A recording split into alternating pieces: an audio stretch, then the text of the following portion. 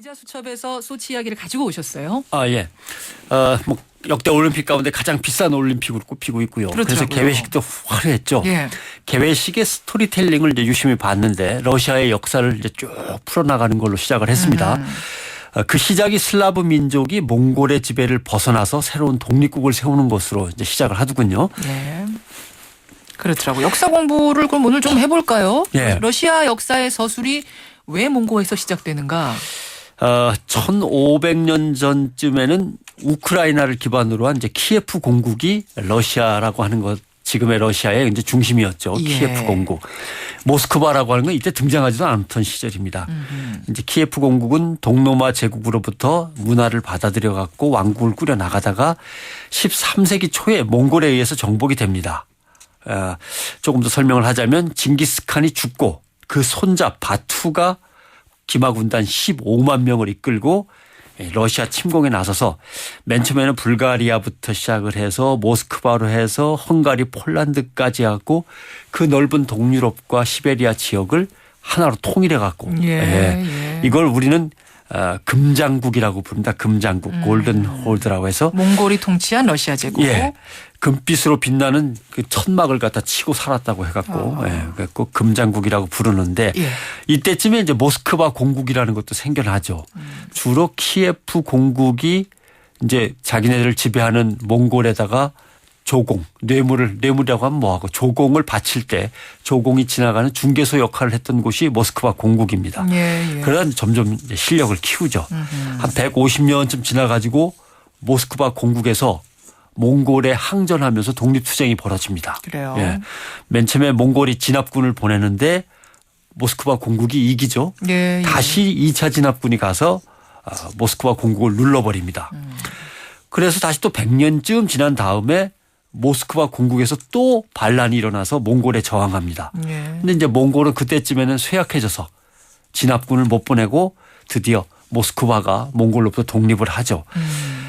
그러면서 이제 몽골의 금장국은 카잔, 아스트라칸, 크리미아 이런 나라들로 분열이 됩니다. 그래서 이 분열됐던 나라들까지 다시 다 러시아 제국으로 흡수되는데 얼마나 걸리냐면 이제 몇백 년이 또 걸려서 결국 몽골이 러시아 지역을 지배한 기간이 한 550년 되죠. 그래요.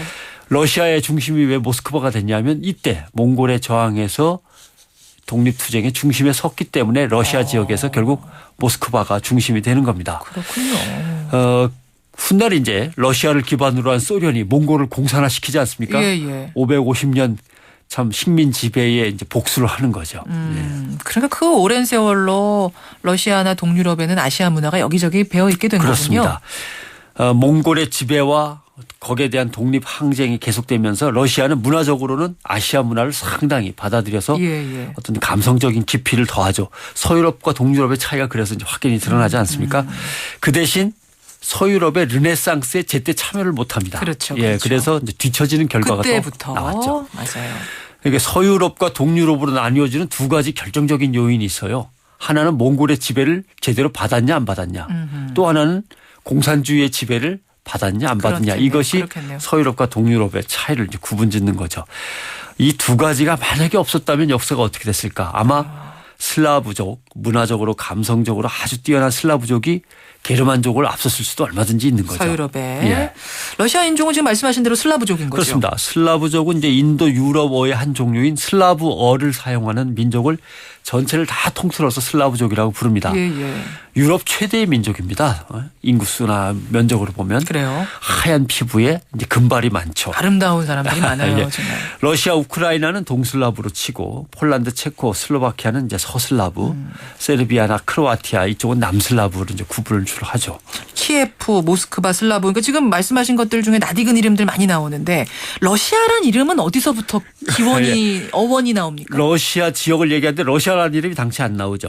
이거는 뭐 한참 지나가서 천 몇백 년을 지나가서 9세기쯤에 노르만계 사람인 류리크라고 하는 이제 지배자가 동슬라브 지역을 점령해 나가는데 이때부터 동슬라브 지역에는 작은 나라들이 형성이 됩니다.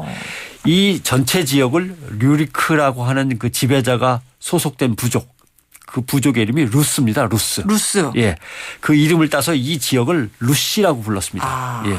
그러니까 우크라이나는 키예프 루시라고 불렀고 이것이 후에 이제 러시아라고 하는 나라 이름의 기원이 되는 거죠. 루시가 러시아로. 프러시아는 뭐예요? 그 러시아라고 있던데. 근데 프러시아는 프로이센의 이제 영어 발음이 프러시아고 루시에서 나온 게 러시아라고. 프러시아인지 나중에 독일이 되는 그렇습니다. 이렇게 예. 되는 거고.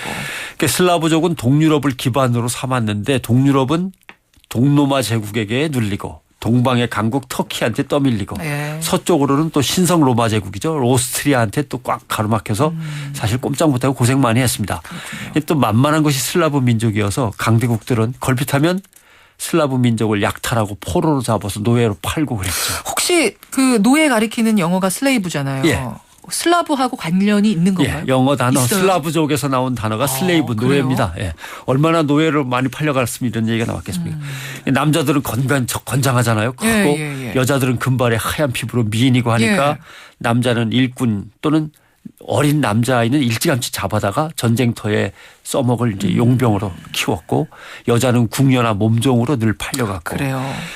그래서 흑해 부근엔 슬라브족 노예 시장이 아주 융성했다고 하죠. 스웨덴의 바이킹족까지 소문을 듣고 배를 타고 쳐내려와서 노예 무역 기지를 거기다 세웠다고 하니까요. 뭐 엄청난 거죠. 러시아가 왜 일찌감치 기독교를 받아들였는가? 그거는 기독교 국가끼리는 서로 잡아다가 노예로 팔지 않기 때문에 얼른 기독교 국가가 되어서 이거라도 한번 면해 보려고 했던 거죠. 체코의 프라하가 그 유명한 노예 무역의 중심 도시이기도 했습니다. 예. 아무튼 뭐 노예를 의미하는 영어 단어가 슬레이브가 된 배경까지 설명드렸고 여기에 대해 저항으로 슬라브족에서는 다른 민족을 나중에 강하게 억압했는데 그중에 한 사람이 드라큘이라는 사람이 있었어요. 드라큘라 백작은 또 여기에서 나왔습니다. 그렇습니까? 네, 뭐 이런저런 얘기들입니다. 역사 이야기 재밌네요. 이것들 생각해가면서 러시아 소치올림픽 보면 더 재밌겠습니다. 변상욱 기자 수고하셨습니다. 고맙습니다.